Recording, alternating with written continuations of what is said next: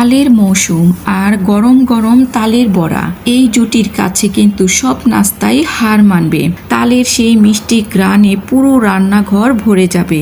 বাইরে হালকা মুচমুচে আর ভেতরে নরম, দেখলেই খেতে মন চাইবে।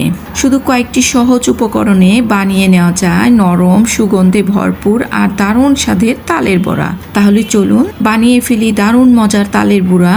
আমি এখানে একটি পাকা তাল নিয়েছি। সেই তাল থেকে প্রথমে তালের মুখটা ফেলে দিব।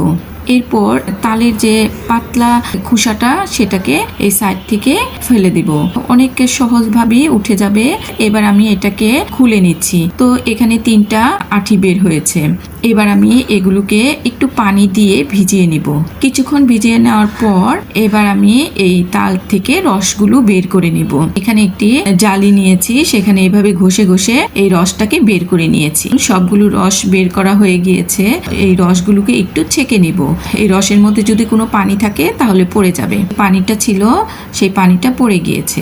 এবার আমি পিঠা বানিয়ে নিব। প্রথমে আমি এখানে 2 কাপ চালের গুঁড়া নিয়ে নিচ্ছি, আর হাফ কাপ ময়দা, হাফ কাপ সুজি, সামান্য লবণ, এগুলো দিয়ে একটু মেখে নিব। এরপর এখানে যে তালের রসটা বের করে রেখেছিলাম সেই তালের রসটা এখানে দিয়ে দিচ্ছি। এবার এখানে আমি খেজুরের গুড় নিয়েছি 1 বাটি। সেইখান থেকে কিছুটা গুড় এখানে দিয়ে হাত দিয়ে ভালো করে এগুলোকে মেখে নেব। মিষ্টির পরিমাণটা যার যার স্বাদ অনুযায়ী দিতে পারেন। তো আমি এখানে 1 বাটির থেকে সম্পূর্ণটা নিয়ে একটু মুখে দিয়ে দেখব, যদি মিষ্টি কম লাগে তাহলে দিয়ে নিব। তো আমার কাছে মনে হয়েছে আর একটু মিষ্টি হলে ভালো হতো, তা আমি এখানে আরেকটু গুড় দিয়ে দিচ্ছি। 1 বাটি গুড়টাই এখানে লেগেছে। আমি আবারও ভালো করে মেখে নিব। তো মাখানো হয়ে গিয়েছে। এবার আমি এখানে কুড়ানো নারিকেল দিয়ে দিচ্ছি। এখানে আমি হাফ কাপ দিয়েছি, তারপরে আরেকটু বেশি দিয়েছি। এই নারিকেলটাকে ভালো করে মিশিয়ে নিব। নারিকেল দিলে পিঠার স্বাদটা আরো দ্বিগুণ হয়ে যায়। সম্পূর্ণটা মাখা হয়ে গিয়েছে। এবার আমি এগুলোকে ভেজে নিব। আমি একটি কড়াইতে পরিমাণ মতো তেল দিয়েছি। এবার আমি মেখে রেখেছিলাম সেগুলোর থেকে এই গরম তেলের মধ্যে অল্প অল্প করে দিয়ে দিচ্ছি। দিয়ে কিছুক্ষণ ভেজে নেব। আর চুলার আঁচটা মাঝারি আঁচে রেখে আমি এই বড়াগুলোকে ভেজে নেব। এভাবে একটি চামচ দিয়ে নেড়ে চেড়ে নিব, যাতে করে সুন্দর একটা কালার চলে আসে। কিছুক্ষণ এটাকে নেড়ে চেড়ে নিয়েছি, প্রায় 5 থেকে 6 মিনিট। তো দেখুন সুন্দর একটা কালার চলে আসছে। এগুলোকে তুলে নিব। তো এই একইভাবে আমি এই তালের বড়াগুলো বানিয়ে নিয়েছি। আমি এবার সবগুলো ভেজে একটি বাটিতে রেখে নিচ্ছি। শব্দ শুনেই হয়তো আপনারা বুঝতে পারছেন কতটা মোচমোচা হয়েছে।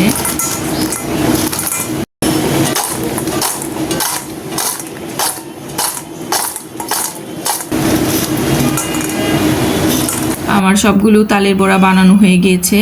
আমি এখান থেকে একটু ভেঙে দেখিয়ে দিচ্ছি। দেখুন ভেতরটা কতটা সুন্দর হয়েছে আর কতটা নরম হয়েছে। বাইরে একদম মুচমুচে আর ভেতরে হয়েছে নরম। দেখে হয়তো আপনারা বুঝতে পারছেন। আর কালারটাও কত সুন্দর হয়েছে।